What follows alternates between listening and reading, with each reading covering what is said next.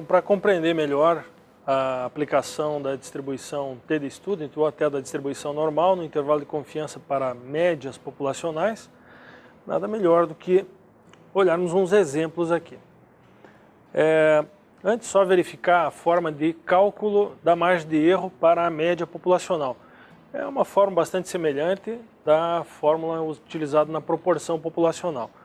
Só que nós vamos multiplicar o Z da tabela pelo desvio padrão e dividir pela raiz quadrada do tamanho da amostra. Então, uma espécie de ponderação do desvio padrão pelo tamanho da amostra.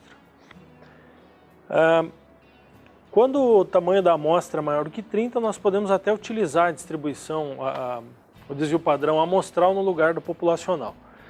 Quando o tamanho da amostra é menor do que 30, menor ou igual a 30, nós vamos utilizar a distribuição TD-Student, sobre a qual conversamos na nossa última aula.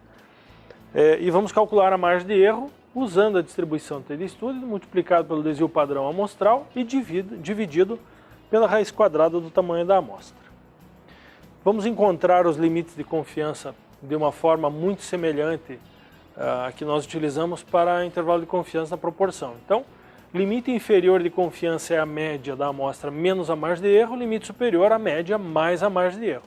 E temos ali a notação do intervalo de confiança. Então, a notação do intervalo de confiança ela pode ser lida da seguinte forma: pode-se afirmar com X% de confiança, com 1 menos alfa de confiança, de que o valor médio observado para a população vai estar entre o limite inferior e o limite superior. Vamos a um exemplo, então, para compreender melhor a aplicação do intervalo de confiança para a média populacional. Determinar a margem de erro e o intervalo de confiança de 95% para o peso médio das peças de artesanato que nós vimos no exemplo 1. E sabendo já que o desvio padrão é igual a 6,69. Como a amostra é maior do que 30, nós vamos utilizar aqui, nessa primeira resolução, a distribuição normal. Se eu tenho 95% de confiança, eu encontro na tabela da distribuição normal o valor de Z igual a 1,96. E aí é uma questão de substituir os valores na fórmula e encontramos uma margem de erro de 2,22.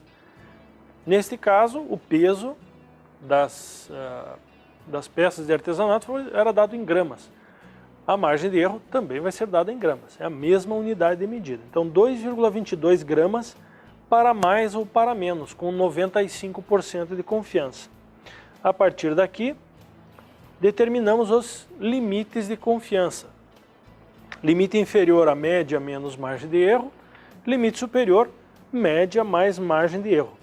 Está aqui a notação no intervalo de confiança e a nossa conclusão. Com 95% de confiança, podemos afirmar que a média, o peso médio de todas as peças produzidas vai ficar entre 99,5 e 104 gramas, praticamente. Mais um exemplo para uma amostra menor, agora utilizando a distribuição TD-Student.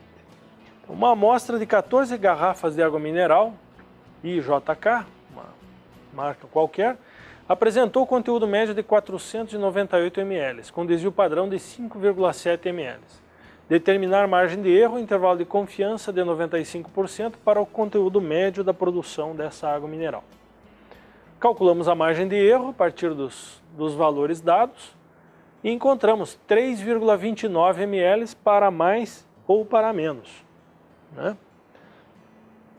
E aí calculamos os limites de confiança.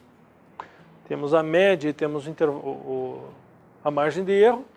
Calculamos o limite inferior, média menos margem de erro, limite superior, média mais margem de erro, e temos ali os valores. Fazemos a representação e a conclusão.